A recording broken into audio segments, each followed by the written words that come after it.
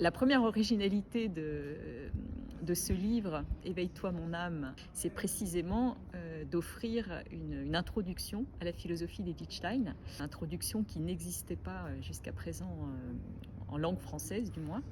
Or, il y avait une véritable demande qui nous a été exprimée de la part de personnes qui s'intéressent aujourd'hui à la figure d'Edith Stein, à son parcours absolument exceptionnel, mais qui avaient des difficultés à accéder à sa pensée philosophique. Edith Stein est principalement, avant tout, une philosophe. L'autre difficulté en ce qui concerne Edith Stein, c'est que beaucoup de ses textes, notamment ses textes philosophiques, ne sont pas publiés encore en français.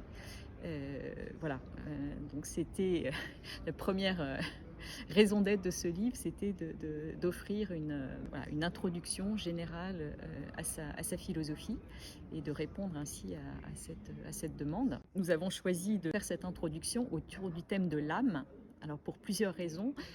D'abord parce que l'âme est une notion qui, après avoir été bannie par la philosophie au XXe siècle, parce que voilà, elle était considérée comme une notion trop abstraite, trop métaphysique, voilà, trop spéculative, qui renvoyait à rien de concret, qui a été bannie aussi par les sciences humaines. Edith Stein elle-même, quand elle a commencé ses études de psychologie au début du XXe siècle, a découvert ce qu'elle a appelé une philosophie sans âme, ce qui l'a beaucoup déçue. Donc après avoir été bannie, cette notion d'âme revient sur le devant de la scène philosophique aujourd'hui. Il y a un intérêt nouveau pour cette question de l'âme.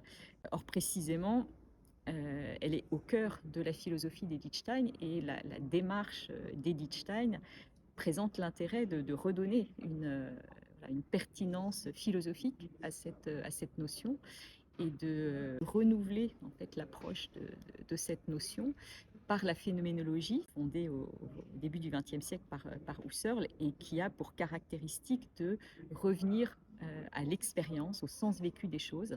Donc l'intérêt de la démarche d'Edith Stein va être, par la phénoménologie, de montrer que l'âme n'est pas une notion purement abstraite, mais voilà, qui a un vécu de l'âme, de mettre en avant ce sens vécu de l'âme.